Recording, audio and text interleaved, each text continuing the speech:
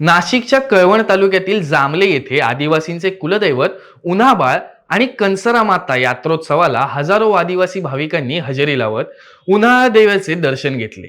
या यात्रोत्सवात आदिवासी नृत्य पथकाने पावरा, आदिवासी चोख्या तसेच डोंगऱ्या देव नृत्य सादर करून नागरिकांच्या डोळ्यांचे पारणे फेडले।